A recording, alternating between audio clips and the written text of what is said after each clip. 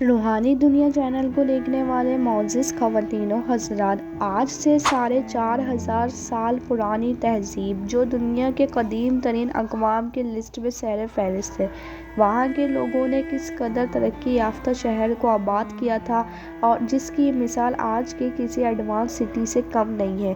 ہندوستان کے شمال مغرب میں آباد اس قوم کی طرف کس نبی کو مبعوث کیا گیا تھا اور جب ان لوگوں نے اس نبی کو شہید کیا تو ان کا کیا انجام ہوا۔ یہ سب کچھ جاننے کے لیے میرے ساتھ رہیے گا، ویڈیو کو اینڈ تک دیکھیے گا، اور اس سے پہلے اگر آپ نے میرا چینل سبسکرائب نہیں کیا تو میرے روحانی دنیا چینل کو سبسکرائب کر دیجیے۔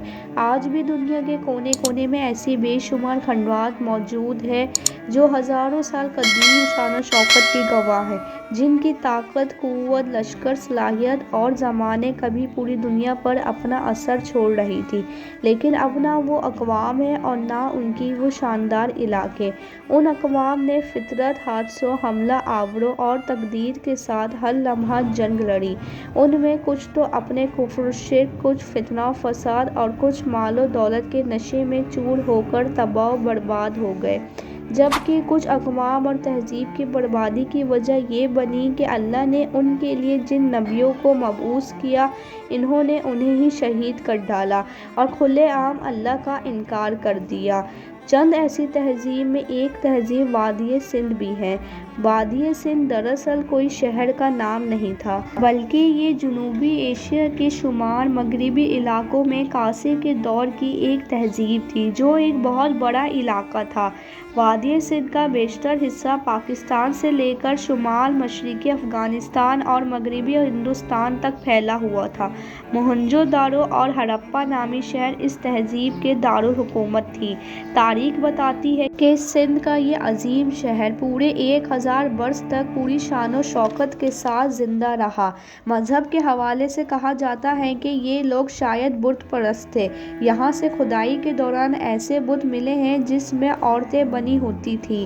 ماہرین کے مطابق یہ تہذیب اپنے وقت کی بہت پڑھی لکھی قوم تھی۔ قرآن مجید میں ایک طرف قوم عاد، قوم ثمود، بنی اسرائیل اور اہل دوم جیسے بڑے اقوام کا ذکر ہے، تو وہیں ممکن ہو کہ وادی سندھ کی بھی بڑی مثال اور عظیم قوم کا بھی ذکر موجود ہو۔ لہٰذا قرآن شریف میں ارشاد باری تعالیٰ ہے، ان سے پہلے نوح کی قوم اور اصحاب الرس اور قوم ثمود جھٹلا چکے ہیں، اور قوم عاد اور فرعون اور قوم لوط اور قوم سبا نے بھی انکار کیا تھا۔ سب نے پیغمبروں کو جھٹلایا تھا، بس میں نے ان پر عذاب دیا۔ ان آیات سے ثابت ہوتا ہے کہ ان قوموں کو ہلاک کر دیا گیا تھا۔ ان پر ایک قوم اصحاب الرس یعنی کنویں والے تھے۔ اصحاب الرس کا تعلق عیسیٰ علیہ السلام سے بھی پہلے کے زمانے سے ہے۔ یہ ایک خوشحال قوم تھی اور اللہ پاک نے انہیں بہت ساری نعمتوں سے نوازے رکھا تھا۔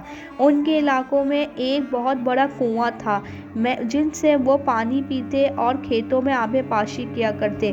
یہ کنواں ان کے لیے بہت بابرکت تھا۔ اس کنویں کے علاوہ ان کے پاس کوئی تالاب یا چشمہ موجود نہیں تھا۔ ان کا ایک بادشاہ تھا جو نہایت نیک اور عدل و انصاف والا تھا۔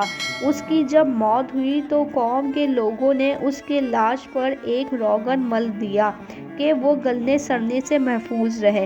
لہٰذا بادشاہ کے مرنے کے بعد قوم کے لوگ بہت روئے اور غمگین ہوئے۔